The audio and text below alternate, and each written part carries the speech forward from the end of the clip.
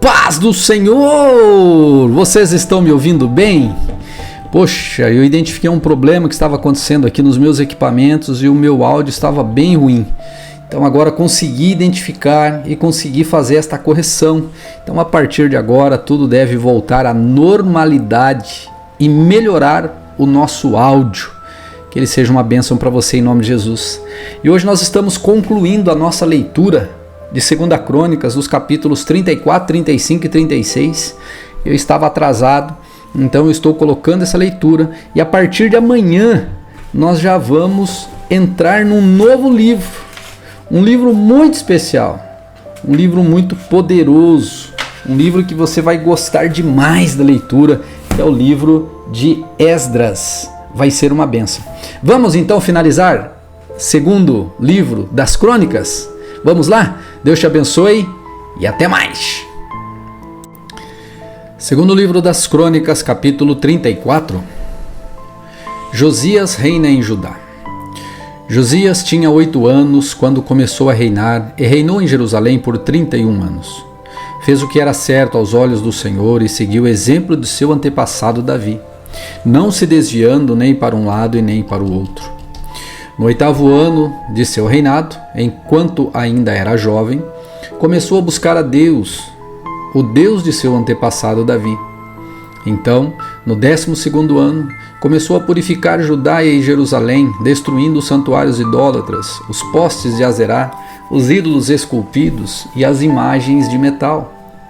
Deu ordem para que fossem destruídos os altares de Baal e despedaçados os altares de incenso que ficaram acima deles.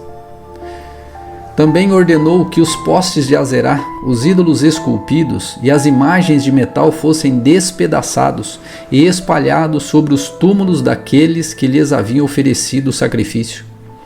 Queimou os ossos dos sacerdotes idólatras sobre seus próprios altares e com isso purificou Judá e Jerusalém.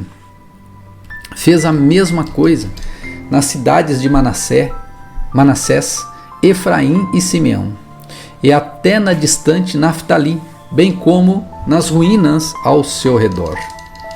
Destruiu os santuários idólatras e os postes de Azerá, reduziu os ídolos a pó e despedaçou todos os altares de incenso em toda a terra de Israel. Por fim, voltou a Jerusalém. No 18º ano do reinado de Josias, depois de ele purificar a terra e o templo, nomeou Safã, filho de Azalias, Maaseias, governador de Jerusalém, e Joá, filho de Joacás, o historiador do reino, para restaurar o templo do Senhor, o seu Deus. Eles entregaram ao sumo sacerdote Ilquias a prata recolhida pelos levitas, que guardavam as portas do templo de Deus. As ofertas foram trazidas pelo povo de Manassés, de Efraim e de todo o remanescente de Israel, bem como de Judá, de Benjamim e pelos habitantes de Jerusalém. Ilquias e outros líderes entregaram a prata aos homens encarregados de supervisionar a reforma do templo do Senhor. Eles pagaram os trabalhadores que faziam os reparos e a restauração do templo. Também contrataram carpinteiros e construtores que compraram pedras cortadas para as paredes e madeira para os suportes e as vigas. Restauraram aquilo que os reis anteriores de Judá haviam deixado ficar em ruínas. Os trabalhadores realizaram a obra com fidelidade, sob a liderança de Jaate e Obadias, levitas do clã de Merari, e de Zacarias e Mesulão, levitas do clã de Coate. Outros levitas, todos músicos talentosos, ficaram responsáveis pelos carregadores e pelos trabalhadores em várias funções. Ainda outros auxiliavam como secretários, oficiais e guarda das portas. Enquanto estavam retirando a prata recolhida do templo do Senhor, o sacerdote Ilquias encontrou o livro da lei do Senhor, escrito por Moisés. Ilquias disse a Safã, secretário da corte: encontrei o livro da lei no templo do Senhor. E Ilquias entregou o livro a Safã. Safã levou o livro ao rei e relatou: seus oficiais estão fazendo tudo que lhes foi ordenado. A prata recolhida no templo do Senhor foi entregue aos supervisores e trabalhadores. Safã também disse ao rei: o sacerdote Ilquias me entregou um livro. Eu, Safã, leu o livro para o rei. Quando o rei ouviu o que estava escrito no livro da lei, rasgou suas roupas. Em seguida, deu estas ordens a Ilquias, a Aicã, filho de Safã, a Aquibor, filho de Micaías, a Safã, secretário da corte, e a Asaías, conselheiro pessoal do rei: vão consultar o Senhor por mim e por todo remanescente de Israel e de Judá. Perguntem a respeito das palavras escritas no livro que foi encontrado. A grande ira do Senhor foi derramada sobre nós. Nossos antepassados não obedeceram à palavra do Senhor. Não temos feito o que este livro ordena. Então Ilquias e outros homens foram ao bairro Novo de Jerusalém consultar a profetisa Hulda. Ela era esposa de Salum, filho de Tocate, filho de Arás, responsável pela guarda do templo. Ela lhes disse: o Senhor, o Deus de Israel, falou: voltem e digam ao homem que os enviou: assim diz o Senhor, trarei desgraça sobre esta terra e seus habitantes. Todas as maldições escritas no livro que foi lido para o rei de Judá se cumprirão. Pois o meu povo me abandonou e queimou incenso a outros deuses, e eu estou grandemente irado com eles por tudo que fizeram. Minha ira será derramada sobre este lugar e não será apagada. Mas, quanto ao rei de Judá, que os enviou para consultarem o Senhor, e digam-lhe que assim diz o Senhor, Deus de Israel, a respeito da mensagem que acabaram de ouvir. Você se arrependeu e se humilhou diante de Deus quando ouviu as palavras dele contra esta cidade e contra seus habitantes. Você se humilhou, rasgou suas roupas e chorou diante de mim. E eu certamente o ouvi, diz o Senhor.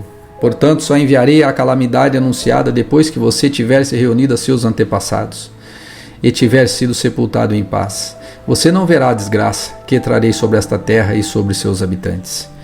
Então eles levaram a mensagem ao rei.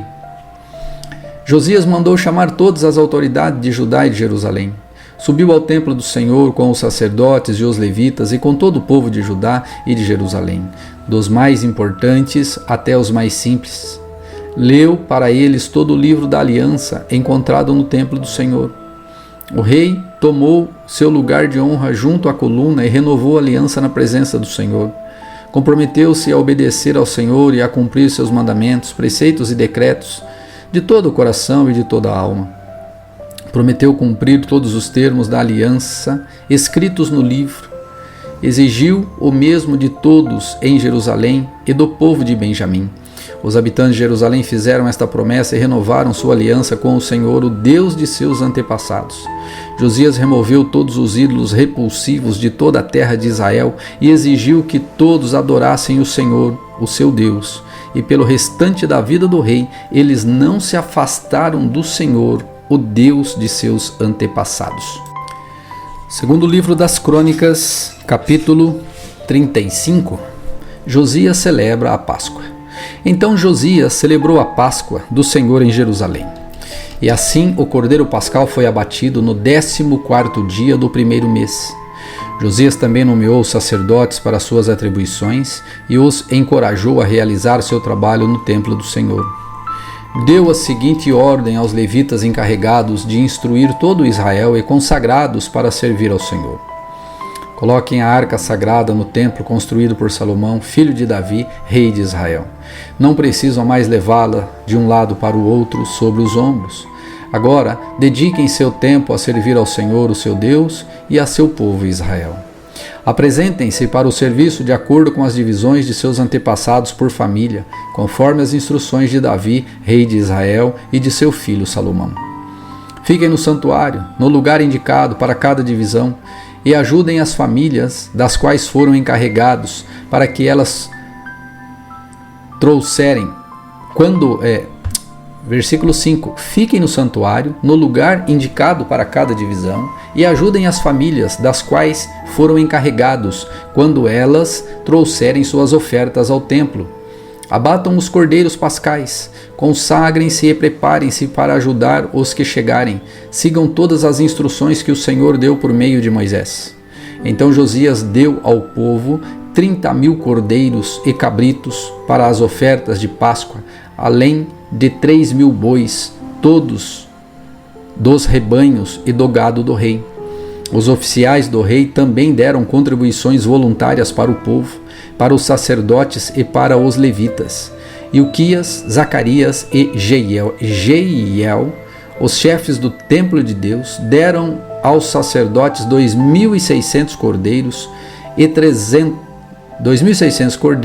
e cabritos e 300 bois como ofertas de Páscoa. Os líderes dos levitas, Conanias e seus irmãos Semaías e Natanael, bem como Hasabia, Jeiel, Josabade, deram 5.000 cordeiros e cabritos e 500 bois aos levitas para as suas ofertas de Páscoa. Quando tudo estava pronto para a comemoração da Páscoa, os sacerdotes e os levitas tomaram seus lugares, organizados de acordo com suas divisões, conforme o rei havia ordenado. Então os levitas abateram os cordeiros da Páscoa e apresentaram o sangue aos cordeiros, que o aspergiram sobre o altar, enquanto os levitas preparavam os animais. Repartiram os holocaustos entre o povo, de acordo com suas divisões, para que as famílias os oferecessem ao Senhor, conforme prescrito no livro de Moisés. Fizeram o mesmo com os bois, assaram os cordeiros da Páscoa, como prescrito, cozinharam as ofertas sagradas em potes, caldeirões e panelas e os levaram depressa ao povo.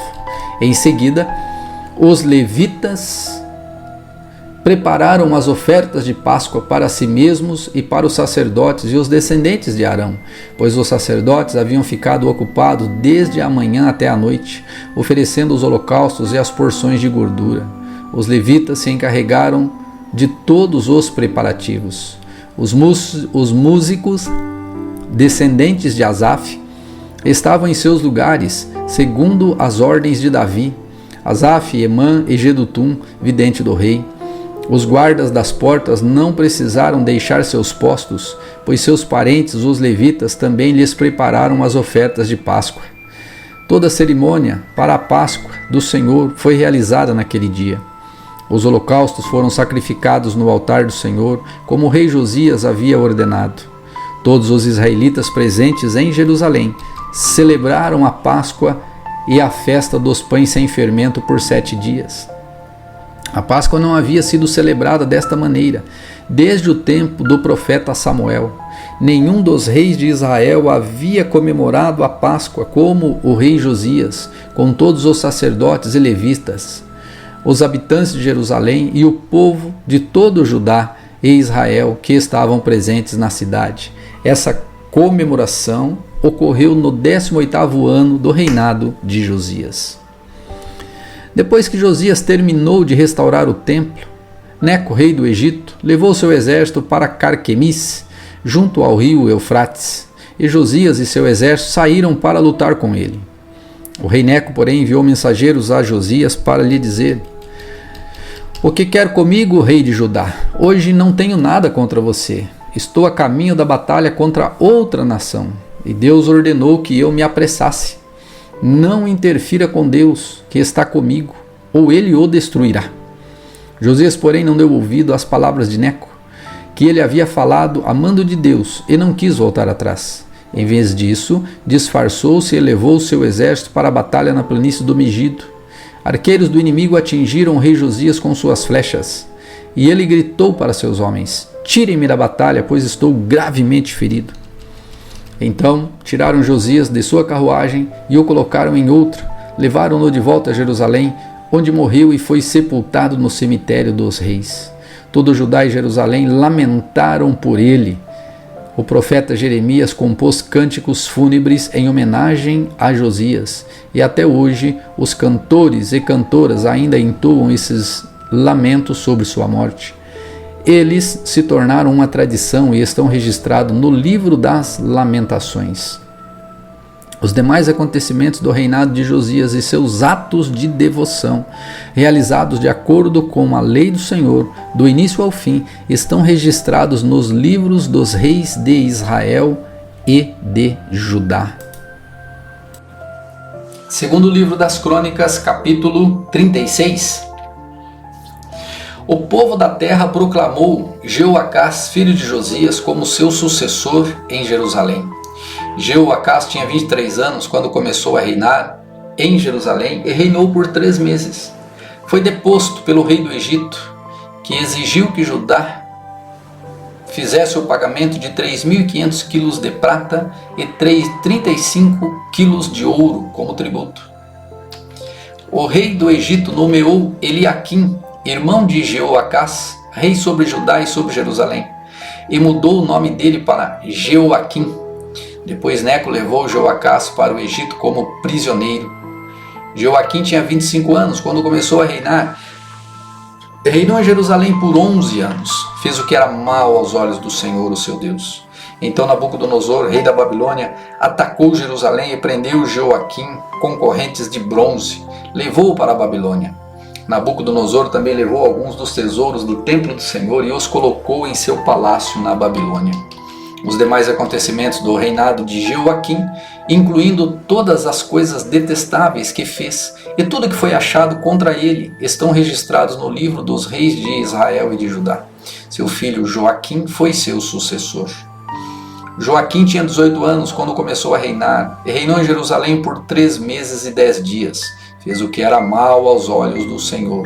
Na virada do ano, o rei Nabucodonosor levou Joaquim para a Babilônia. Nessa ocasião, ele também levou os tesouros do templo do Senhor.